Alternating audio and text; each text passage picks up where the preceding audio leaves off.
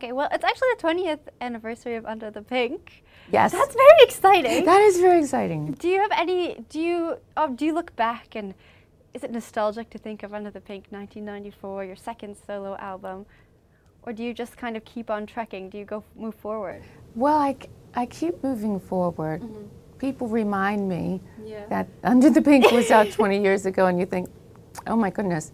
It doesn't, that's the thing. Mm-hmm. It doesn't seem like 20 years. Yeah. But I understand, I get that it is 20 it's been 20 years. Yeah, I get it.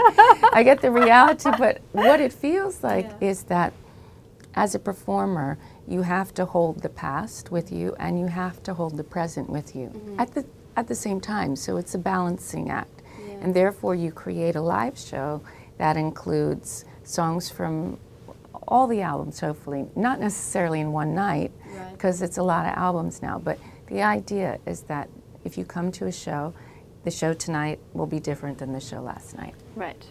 Now, your show is a one-woman show. What's it like filling up that big stage and interacting with the audience, having the chance to have that emotional moment with the audience, just you on stage and everyone's eyes on you?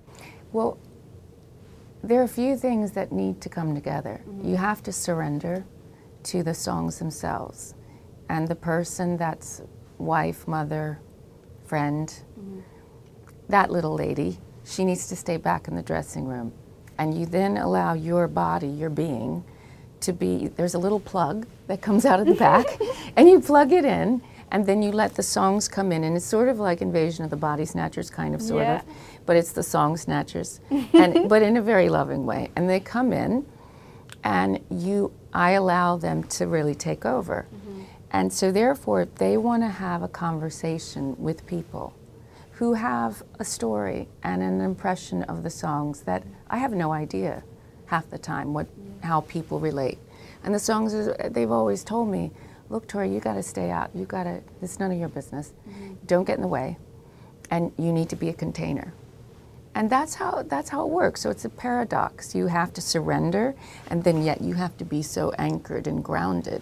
So you're receiving the songs, and then sending them out, and then the audience sends energy back. So it's like a ball, a little ball of light, an energy ball that you just keep batting back and forth. And you don't take it from them. You can't just take it. That's quite narcissistic. You can't just take it for yourself. I guess there's some performers that might do that. Yeah. And there's some audiences that get off on that. Do you see there's a weird S&M thing that can happen at certain rap concerts or rock concerts or entertainers where they take the energy and that's just what the relationship is.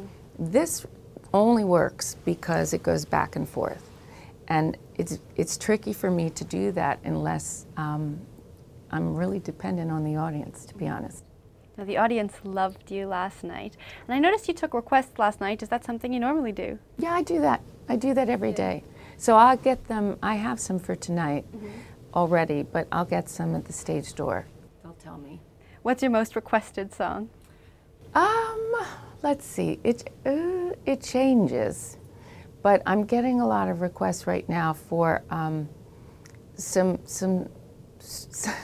B-sides that I haven't done in years and years and years and years. So sometimes there's a little petition that'll happen, and they'll say, please, will you do this song? And yet some of them are really challenging because there isn't a band or there isn't an orchestra, so I'm having to rearrange it. Well, we're just running out of time. Why don't you tell us where you're off to next?